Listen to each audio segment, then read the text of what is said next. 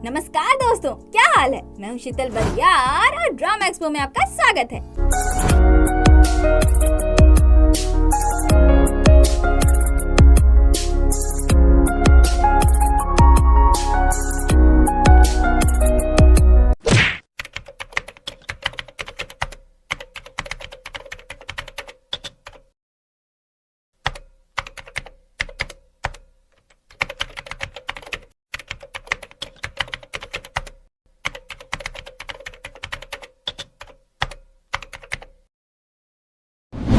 अब तक आपने देखा कि हंजुन बताने वाला था कि वो किस पर ध्यान देना चाहता है। अब आगे। जिस पल सारे पजल्स के पीसेस अपनी अपनी जगह पर आ जाते हैं, सारा शक कम हो जाता है और संतोषजनक सच बाहर आ जाता है। वो उस कानून के फैसले की शुरुआत होती है जिसके एक हाथ में तराजू और दूसरे हाथ में तलवार है। पर क्या कानून सच में न्यायपरायण है? Well, let's find out. ये अंधा कानून है। अपने एरेगेंट बाबा की बातों से परेशान ली मैन हो अपना लॉकर चेक करने के लिए पहुंचता है, पर वो खाली होता है। ली मैन हो समझ जाता है कि हंजुन सच बोल रहा था। वो पेन सच में प्रोफेसर सियो का ही था। उसके बाद वो उसी आदमी से मिलने पहुंचता है जिसका अपने एरेगेंट बाबा ने फोटो क्लिक किया था। अरे वही जिसका पीछा करने के चक्कर में अपने यांक्रेट्स और एरेगेंट बाबा का एक्सीडेंट होते होते बचा था। हाँ, तो वो बोलता है कि वो बस ऑर्डर्स फॉलो कर रहा था। इस पर ली मैन हो उसका फोन छीनकर कॉल लॉग्स चेक करने लगता है, जिसमें उसे प्रोफेसर यांग का नंबर मिलता है और वो समझ जाता है कि वो काला बैग प्रोफेसर यांग को दे दिया गया है। गुस्से में वो उस आदमी का फोन फेंक देता है और उस पर टूट पड़ता है। दूसरी तरफ एमएलए शिकायत कर रहे होते हैं कि कोर्ट में अटॉर्नी सॉन्ग वाली बात छेड़ने की वजह से वो अपसेट हैं। प्रोफेसर किम बोलती है, बट आई होप कि सिर्फ इस वजह से आप अपने वादे से नहीं मुकरेंगे। एमएलए बोलते हैं, बिल्कुल। और ली मैन हो ने जो उनका गला दबाने की कोशिश की थी वो भी उन्हें बताते हैं। प्रोफेसर किम बोलती है, आप वादे से नहीं मुकर सकते, फिर चाहे कोई आपके सामने चाकू लेकर भी क्यों न खड़ा हो। एमएलए बोलते हैं, हाँ बिल्कुल, बशर्ते चाकू लिए खड़ा आदमी यांग जोंग हुन ना हो। ये सुनकर प्रोफेसर किम बोलती है, आप दोनों के बीच में मुझे मत घसीटिए। जो सुनकर एमएलए ठहाका मारकर हंसने लगते हैं। फिर वो वहाँ से चली जाती है। जब वो अपने कार में आती है तो किसी जेम्स नाम के बंदे का कॉल आता है, जिससे वो इंग्लिश में बातें करने लगती है। अरे ये तो ली मैन हो का बेटा है ना? ओ भाई, ये हो क्या रहा है? अरे देवा, ये गड़बड़ है बाबा। उधर कोर्ट रूम में प्रोसिक्यूटर भी येसियो से सवाल कर रही होती है कि जब योंगचन ने वीडियो सीक्रेटली रिकॉर्ड किया था तो येसियो ने पुलिस को रिपोर्ट क्यों नहीं किया। एज ए लॉ स्टूडेंट उसे तो अच्छे से पता होगा कि सीक्रेटली वीडियो रिकॉर्ड करना, स्पेशली सेक्स करते हुए, कितना सीरियस क्राइम है। येसियो कोई जवाब नहीं देती। सोले की माँ चिंता भरी निगाहों से उसे ही देख रही होती है। तभी डॉक्टर्स की टीम के साथ योंगचन वहाँ पहुँच जाता है, जिसे देखकर येसियो का दिमाग खराब। सारे मीडिया पर्सन्स अपनी अपनी जगह से उठकर योंगचन के पास भीड़ लगाने लगते हैं। पूरे कोर्ट में हल्ला मच जाता है और गार्ड सब कुछ कंट्रोल करने में लग जाते हैं। योंगचन के साथ आया वकील कोर्ट में इस तरह से डिस्टर्बेंस पैदा करने के लिए जज से माफी मांगता है और बोलता है कि विक्टिम यहाँ आना चाहते थे, इसलिए मैं उन्हें ले आया। फिर उसी की मौजूदगी में कार्यवाही कंटिन्यू होती है। येसियोल की हालत देखते हुए प्रोसिक्यूटर बे उसे पानी ऑफर करती है, पर येसियोल कोई रिस्पांस नहीं देती। वो बहुत घबराई हुई होती है। प्रोसिक्यूटर बे बोलती है, आपके बयान के मुताबिक आपने पुलिस में इसलिए रिपोर्ट नहीं किया क्योंकि आप विक्टिम से प्यार करती थी, यही रीजन था ना? येसियोल इसका भी कोई जवाब नहीं देती, सिर्फ घबरा रही होती है। उसकी ये हालत देखकर सोले की माँ इमोशनल होने लगती है। अब प्रोसिक्यूटर जिन उठकर सवाल करते हुए येसियोल पर प्रेशर बनाने लगते हैं। आपने सेक्सुअल असॉल्ट इसलिए बर्दाश्त कर लिया क्योंकि आप उससे प्यार करती थी? इसका तो कोई तुक ही नहीं बनता। पर अगर आपका बयान सच है और सच में आप उससे इतना प्यार करती थी कि सब कुछ बर्दाश्त कर लिया, तब तो ये टोटली अंडरस्टैंडेबल है कि आपने अपना आपा खोकर उस पर हमला कर दिया जब आपने सुना कि वो सब कुछ खत्म करना चाहता है। ये सुनकर दोनों माँ बेटी एक ही बात बोलती है, एकदम बकवास, एकदम बकवास। प्रोसिक्यूटर जिन बोलते हैं, आपको लगा कि योंगजन को जख्मी करने के लिए वो आप पर केस नहीं करेगा, पर जब उन्होंने कर दिया तो आपने उस पर रेप का इल्जाम लगा दिया, जबकि आपकी मर्जी से वो सब हुआ था। ये सुनकर येसियोल रोने लगती है। प्रोसिक्यूटर जिन जज और जूरर से बोलते हैं, इनका स्टेटमेंट कि प्यार की वजह से ये चुप रही, ये सरासर गलत है। असल बात तो ये है कि इनके पास पुलिस में रिपोर्ट करने के लिए कोई रीजन था ही नहीं, क्योंकि मिस्टर योंगचन ने कभी इन्हें असॉल्ट किया ही नहीं। योंगचन का प्रेजेंस और प्रोसिक्यूटर जिनके चुभते सवाल येसियोल के बर्दाश्त से बाहर होने लगते हैं। वो इतना पैनिक कर जाती है कि भागने लगती है, पर जज उसे सीट पर वापस बुला लेते हैं, ये बोलकर कि अगर वो कोर्ट रूम से बाहर गई तो उसके खिलाफ एक्शन लिया जा सकता है। उसकी हालत देखकर माँ चिल्ला पड़ती है, प्लीज उस कमीने को कोर्ट रूम से बाहर निकालिए। पर जज उन्हें वार्निंग दे देते हैं, ज्यूरर नंबर 4, अगर आपने एक और बार बिना परमिशन के कुछ भी बोला तो आपको यहाँ से जाना होगा। येसियोल की हालत देखते हुए प्रोसिक्यूटर बे जज से एक ब्रेक करने की रिक्वेस्ट करती है, पर प्रोफेसर यांग उन्हें काटते हुए कार्यवाही कंटिन्यू ही रखने को बोलते हैं। अब योंगचन अपना नाटक शुरू करता है, योर ऑनर, जो येसियोल चाहती है उसे वो दे दीजिए, मुझे उससे कोई शिकायत नहीं। हम दोनों शादी करने वाले थे, पर क्योंकि येसियोल ने लॉ स्कूल में एक लड़के के साथ मुझे चीट किया और अपने प्रोफेसर को खुद को धमकाने दिया, उन लोगों को अपने साथ खेलने दिया, मैंने उसके साथ सब कुछ खत्म करना चाहा। सारी गलती मेरी है। मैं समझता हूँ कि वो मुझ पर क्यों गुस्सा हुई और क्यों हमला किया। वो अपने मगरमच्छ के आंसू दिखाते हुए बोलता है, योर ऑनर, प्लीज उसे वो दे दीजिए जो वो चाहती है। अगर वो खुश है तो मैं भी खुशी से खुद को एक रेपिस्ट कहलवाने के लिए तैयार हूँ। उसकी ये सब बकवास सुनकर सारे स्टूडेंट्स और प्रोफेसर को उस पर बहुत गुस्सा आने लगता है और बाकी भीड़ आपस में खुसफुस करने लगती है। पर येसियोल के आंखों से आंसू बहने लगते हैं, हाथ थरथरा रहे होते हैं। येसियोल के अंदर भूचाल आया हुआ होता है। योंगचन बोलता है, मेरा आधा शरीर तो वैसे भी अब किसी काम का नहीं रहा, इसलिए मुझे फर्क नहीं पड़ता कि लोग मुझे एक निहायती कमीना क्रिमिनल कहें। मुझे तो बस इस बात का दुख है कि मेरे पापा को अपने इस बेवकूफ बेटे की वजह से कितना झेलना पड़ रहा है, जो अपनी गर्लफ्रेंड के पीछे पागल है। इतना कहते कहते वो बीमार होने की एक्टिंग करने लगता है और डॉक्टर्स की भीड़ उसे फौरन वहाँ से लेकर जाने लगती है, जिसके पीछे पीछे रिपोर्टर्स भी भागते हैं। रिपोर्टर चॉय भी उसी ओर आ रहे होते हैं और इतना भसड़ देखकर वो भी बाकी रिपोर्टर्स की तरह इस तड़कती भड़कती एक्सक्लूसिव न्यूज के पीछे भागने लगते हैं, पर जीहू उन्हें रोक लेता है। इधर येसियोल की हालत देखते हुए जज कुछ देर के लिए ब्रेक दे देते हैं, जिसके बाद कोर्ट रूम में सिर्फ स्टडी ग्रुप और दोनों प्रोफेसर ही होते हैं। प्रोफेसर किम येसियोल के पास आकर उसे सांत्वना देने लगती है, पर येसियोल की हिम्मत टूटती जा रही है। वो बोलती है, प्रोफेसर, अब मुझसे नहीं होता। उसकी हालत देखकर प्रोफेसर किम इमोशनल हो जाती है और उसे खुद में सिमट लेती है। फिर प्रोफेसर यांग को देखने लगती है, जिनके आंखों में येसियोल के लिए चिंता साफ साफ झलक रही है। दूसरी तरफ जीहू रिपोर्टर चॉय को वही फोटो दिखाता है जो प्रोफेसर यांग ने भेजा था, यानी कि जिसमें ली मैन हो एमएलए का गला दबा रहा है। वो उनके सामने एक शर्त रखता है कि वो ये फोटो रिपोर्टर चॉय को तभी देगा जब वो प्रोसिक्यूटर जिन के खिलाफ बयान देंगे। शॉर्ट ब्रेक खत्म हो जाता है और कार्यवाही शुरू होती है, पर प्रोफेसर यांग बोलते हैं कि अब वो इस केस को नहीं लड़ेंगे, वो रिजाइन कर रहे हैं, जो सुनकर सब हैरान हो जाते हैं। जज भड़कने लगते हैं कि ये क्या मजाक चल रहा है, आपने खुद स्पेशल डिफेंस काउंसिल बनने की रिक्वेस्ट की थी और अब आप छोड़ना चाहते हैं। इस पर प्रोफेसर यांग बोलते हैं कि वो चाहते हैं कि येसियोल खुद अपने लिए लड़े, इसलिए अब वो नहीं बल्कि येसियोल खुद अपने आप को डिफेंड करेगी। ये सुनकर येसियोल हैरानी से प्रोफेसर यांग को पुकारती है। प्रोफेसर यांग बोलते हैं, मैं तुम्हारा टीचर हूँ ना। जज बोलते हैं, आप कर क्या रहे हैं? प्रोफेसर यांग बोलते हैं, अब हम शुरू करते हैं। एंड नाउ इनकी प्रोफेसर गिरी शुरू। अभी मजा आएगा ना भिड़ो। मिस येसियोल और मिस्टर योंगचन रिलेशनशिप में थे। येसियोल पर आरोप लगा कि एक सेक्स वीडियो को लेकर दोनों में हुए अनबन के दौरान येसियोल ने योंगचन को बुरी तरह से घायल कर दिया। हालांकि येसियोल का कहना है कि योंगचन को नेट पर वीडियो फैलाने से रोकने के दौरान उसने सेल्फ डिफेंस में ऐसा किया है। यहाँ पर मुख्य मुद्दा क्या है? येसियोल हैरानी से क्लूलेसली उन्हें देखने लगती है। प्रोफेसर यांग बोलते हैं, हो सकता है कि ये हमारा आखिरी क्लास हो, इसलिए मुझे तुम्हारा पूरा पार्टिसिपेशन चाहिए। ये सुनकर येसियोल अपना डिस्ट्रैक्ट माइंड को फोकस करती है और जवाब देने लगती है। मुख्य मुद्दा ये है कि वो वीडियो सीक्रेटली रिकॉर्ड किया गया था या नहीं। प्रोफेसर यांग बोलते हैं, इतना ही? क्या बस इतना रीजन काफी है उसके सेल्फ डिफेंस क्लेम करने के लिए? येसियोल बोलती है, ये भी कि वो सच में वीडियो फैलाने की कोशिश कर रहा था या नहीं। प्रोफेसर यांग बोलते हैं, प्रोसिक्यूशन डिसएग्री क्यों कर रहा है? येसियोल बोलती है, क्योंकि वीडियो देखने के बाद मैंने। प्रोफेसर यांग उसकी बात काटते हुए बोलते हैं, येसियोल। अब येसियोल बोलती है, क्योंकि वीडियो देखने के बाद येसियोल ना ही गुस्सा हुई और ना ही योंगचन को वीडियो डिलीट करने को कहा। जब उसने उसे टेक्स्ट करके पूछा कि उसने वो वीडियो देखा या नहीं, तो उसके रिप्लाई में येसियोल ने यस के बदले या लिखकर भेज दिया। अब प्रोफेसर स्क्रीन पर वही मैसेज दिखाते हैं और उसमें सच में यस की जगह पर या लिखा था। वो पूछते हैं, यस की जगह या लिखने से क्या फर्क पड़ता है? तभी प्रोसिक्यूटर बेजवाब देती है। या वर्ड दिखाता है कि वो लोग क्लोज हैं।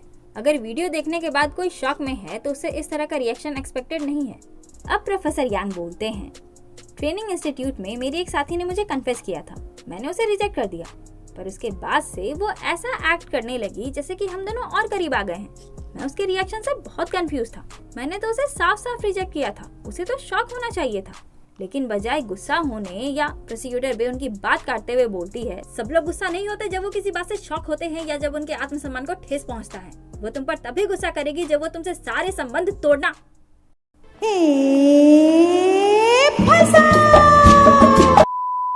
प्रोफेसर यांग बोलते हैं, अच्छा ऐसा क्या? प्रोसिक्यूटर बे कुछ नहीं बोलती। अब प्रोफेसर यांग येसियो से बोलते हैं, दूसरा रीजन क्या है जिस वजह से प्रोसिक्यूशन को लगता है कि वो वीडियो सीक्रेटली रिकॉर्ड नहीं हुई थी? येसियल बोलती है, मेरा मतलब येसियल का बयान कंसिस्टेंट नहीं है। पहले उसने कहा कि वो डर गई थी कि वो लोग बदला लेंगे, लेकिन फिर बाद में कहा कि योंगचन से प्यार करती थी, इसलिए पुलिस में रिपोर्ट नहीं किया। प्रोफेसर यांग बोलते हैं, तो क्या बयान की इनकंसिस्टेंसी का मतलब ये है कि उसका रेप नहीं हुआ और उसे वीडियो के बारे में पहले से पता था? तुम इस बात से एग्री करती हो? इस पर येसियल अपना सिर झुका लेती है। प्रोफेसर यांग बोलते हैं, तुमने फिर से अपना असाइनमेंट पूरा नहीं किया। मैंने कहा था ना अच्छे से पढ़ने को। एक्चुअली 1 घंटे पहले ब्रेक के टाइम पर प्रोफेसर यांग ने येसियल को सेक्सुअल असॉल्ट के केसेस से रिलेटेड वही डॉक्यूमेंट दिया था जो सोल्बी ने उन्हें दिया था। एंड आई गेस जब सोले कोर्ट रूम आई थी और येसियल कुछ पढ़ रही थी तो शायद वो वही पढ़ रही थी। एनीवेज, येसियल बोलती है, हाल ही में एक सेक्सुअल असॉल्ट केस में इनकंसिस्टेंट बयान की वजह से उसके बयान को ना मानने वाली बात खारिज कर दी गई, क्योंकि थोड़ी सी इनकंसिस्टेंसी का मतलब ये नहीं है कि उसके बयान की विश्वसनीयता को नकार दिया जाए और विक्टिम के एक्स्ट्रा ऑर्डिनरी सर्कमस्टांसेस को भी मद्देनजर नहीं रखा गया। प्रोफेसर यांग बोलते हैं, तो इस केस में येसियल का एक्स्ट्रा ऑर्डिनरी सर्कमस्टांस क्या है? येसियल कुछ नहीं बोलती।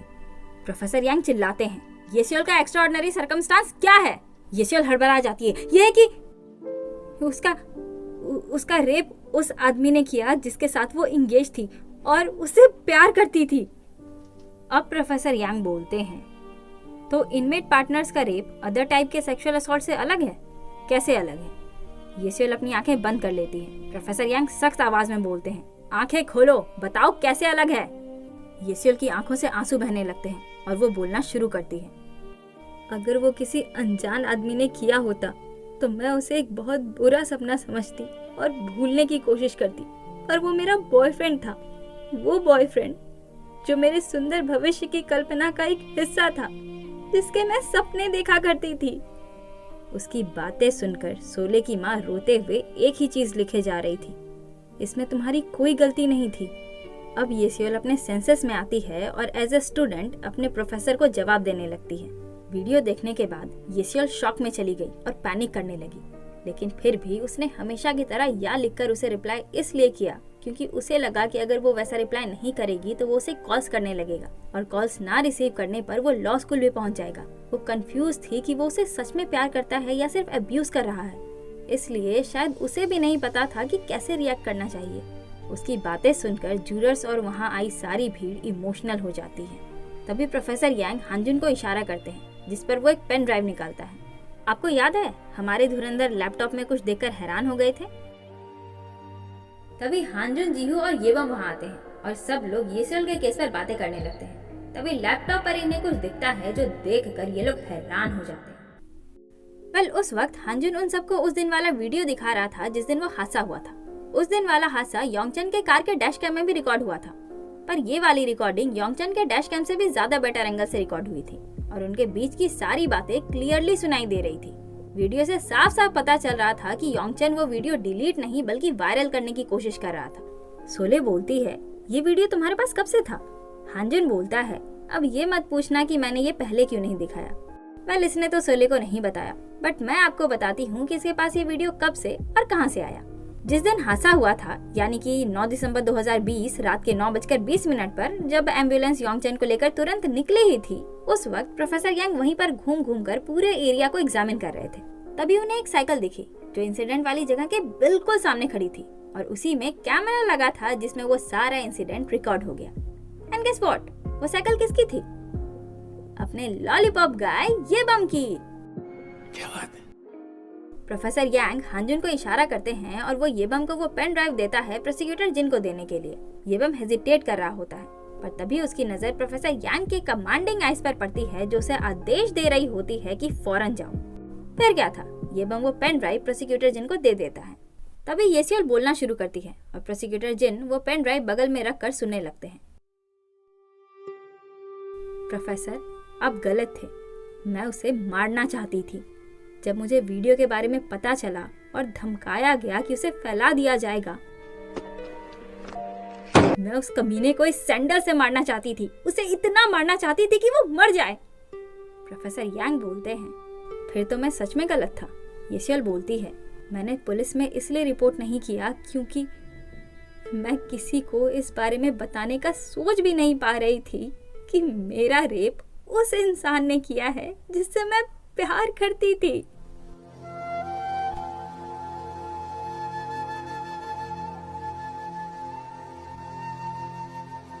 फिर भी तुमसे जबरदस्ती ये सब कहलवाया गया। वो जूरर से बोलते हैं, इंटीमेट पार्टनर्स के द्वारा की गई वायलेंस बहुत कम ही पुलिस में रिपोर्ट की जाती है। आपको पता है क्यों? क्योंकि उनसे ऐसे सवाल किए जाते हैं, तुम अपने बॉयफ्रेंड के खिलाफ केस करोगी? तुम श्योर हो कि तुम्हें सेक्सुअली असॉल्ट किया गया है? तभी प्रोसिक्यूटर जिन ऑब्जेक्ट करते हैं, पर प्रोफेसर यांग उन्हें काट देते हैं। मेरे क्लास में ऑब्जेक्शन अलाउड नहीं है। ये क्या बात करता है यार? तू चुप रहे बाबा, तू चुप रहे। हाँ?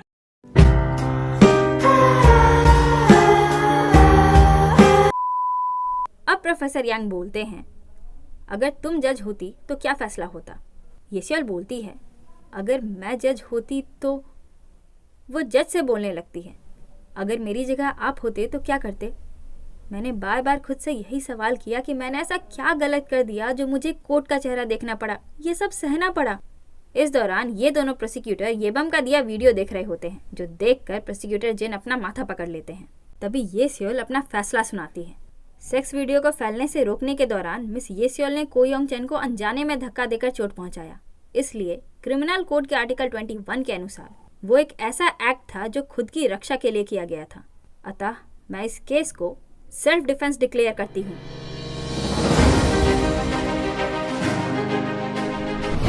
उसके बाद सोल्बी के पापा यानी कि वाइस डीन वहां से जाने लगते हैं। तभी सोल्बी उनके पीछे पीछे आकर उनसे पूछने लगती है कि प्रोफेसर यांग ने जो स्मोकिंग गन की बात कही थी, कहीं वो वाइस डीन ही तो नहीं? तभी पीछे से हांजुन आता है जो बोलता है, वो मैं हूँ। उन पेपर्स को लिखने में मैंने अपने अंकल की मदद की थी।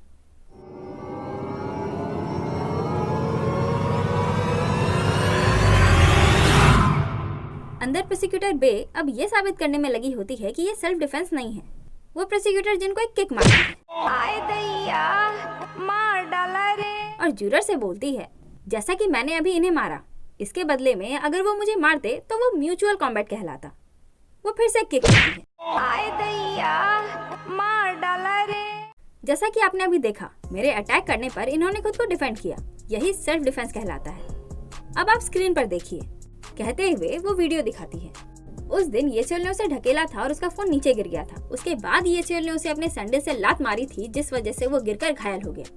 और इसी बात को तुक बनाकर प्रोसिक्यूटर बे बोलने लगती है कि जिस वक्त फोन गिरा उसी वक्त सेल्फ डिफेंस का एक्ट खत्म हो गया, क्योंकि वो वीडियो फैलाने से रोकने की कोशिश कर रही थी। तो जब फोन गिरा तो उसका सेल्फ डिफेंस भी पूरा हो गया। इसलिए उसके बाद वाला हमला जो उसने योंग चेन पर किया वो सेल्फ डिफेंस नहीं बल्कि अटैक कहा जाएगा।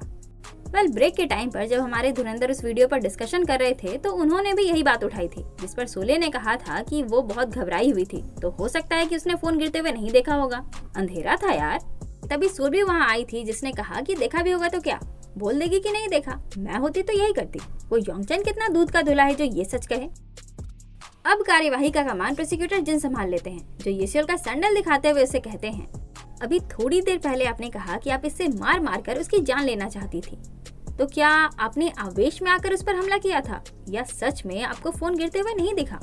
येसियोल सच बता देती है कि उसने फोन गिरते हुए देखा था। इस पर प्रोसिक्यूटर जिन बोलने लगते हैं कि तब तो ये सेल्फ डिफेंस नहीं माना जा सकता, क्योंकि येसियोल को पता था कि फोन गिर गया है, पर फिर भी उसने योंग चेन पर हमला किया। तभी माँ चिल्ला पड़ती है, क्या बकवास है, आपको दिख नहीं रहा? उसने ऐसा इसलिए किया होगा ताकि वो दोबारा वो फोन न उठा ले। तभी बीच में बोलने के लिए जज उन्हें फिर से डांट लगा देते हैं और वो चुप हो जाती है। पर सोले एम्बैरेस होने लगती है, क्योंकि डिस्कशन के दौरान सोल्बी की बातों पर सोले ने भी कुछ ऐसा ही कहा था। अगर मैं येसियोल की जगह पर होती तो झूठ नहीं बोलती, पर बिल्कुल वैसा ही करती जैसा येसियोल ने किया है, इस डर से कि कहीं वो दोबारा फोन न उठा ले। ये दोनों माँ बेटी बिल्कुल एक ही जैसी है।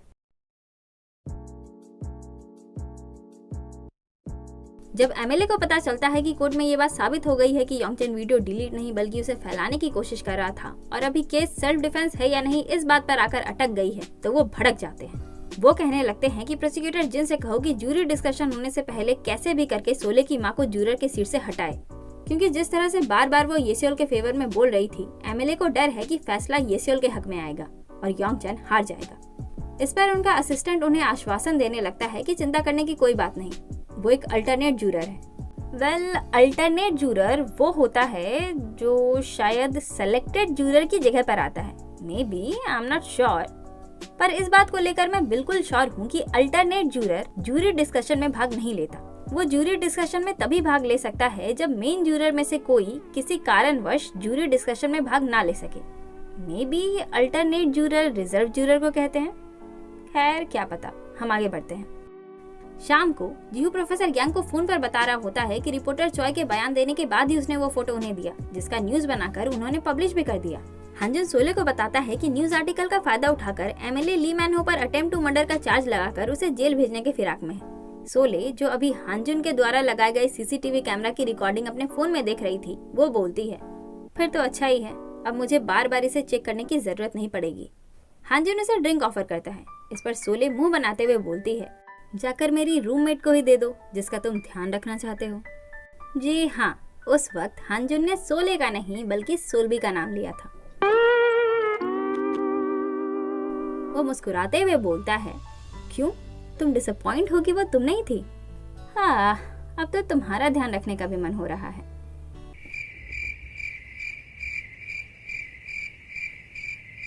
देखो देखो, नंबर 1 का कमीना। सोले ड्रिंक का एक घूंट लेकर बोलती है, बियोल अभी घर में अकेली ही है। हांजुन बोलता है, अरे हाँ, अल्टरनेट जूरर को भी जूरी डिस्कशन खत्म होने तक वहीं रुकना पड़ता है ना। तभी हांजुन को स्क्रीन पर कुछ सस्पिशियस दिखता है। दूसरी तरफ जीहू प्रोसिक्यूटर जिन से टकरा जाता है, जो बोलते हैं, तुम तो रिपोर्टर चॉय को अपनी तरफ करने में कामयाब हो गए, पर तुम्हें क्या लगता है ये सब करके तुम मुझे ट्रायल्स तक ले जा पाओगे? मुझे दोषी बनाकर तुम अपने पापा का नाम क्लियर करना चाहते हो? बच्चे, मैंने तुमसे कहा ना कि मुझसे पंगा लेना बंद करो। तुम हिंट क्यों नहीं समझते? तुम्हें क्या लगता है मैं येसियोल के ट्रायल में क्यों हूँ? फिर वो उसका ड्रिंक लेकर पीने लगते हैं। ये अपना कुछ नहीं खरीद सकते क्या? इतने बड़े वकील है, फिर भी हमेशा दूसरों का खाते पीते रहते हैं। इनके हाथ में सोने का लोटा दिया ना, फिर भी इन्होंने सिर्फ भीख ही मांगी। वो बोलते हैं, जो तुम देख रहे हो वो पूरा सच नहीं है बच्चे। खैर क्या ही कहें, जब तुम्हारा बाप भी पूरा सच जाने बगैर ही मर गया तो तुम्हें कैसे पता चलेगा? वो स्कैन को जीहू के हाथ में थमाकर बोलते हैं, अगर तुम लॉ फील्ड में काम करना चाहते हो तो तुम्हें पूरे सच का पता लगाने के बारे में सीखना होगा। इतना कहकर वो जीहू को कंफ्यूज छोड़कर चले जाते हैं। तीसरी तरफ अपने घर के अंदर घुसते हुए प्रोफेसर यांग फोन पर ली मैनहो की खबर ले रहे होते हैं। एंकलेट के जरिए उसके लोकेशन पर नजर रखने वाले ऑफिसर बताते हैं कि न्यूज आर्टिकल आउट होने के बाद उसने अपने घर से एक बार भी बाहर कदम नहीं निकाला है। प्रोफेसर यांग बोलते हैं, ठीक है, अगर कुछ अनयूजुअल दिखे तो तुरंत कॉल कीजिएगा, और फोन काट देते हैं। तभी उन्हें अपना लैपटॉप खुला दिखता है जिस पर वही न्यूज आर्टिकल शो हो रहा था। इससे पहले कि वो पूरी तरह अलर्ट हो पाए, ली मैनहो उनका गला दबोच लेता है और इंजेक्शन दिखाते हुए कहता है, मैंने अपना खून देकर तुम्हारी जान बचाई थी, तुम मेरे साथ ऐसा नहीं कर सकते।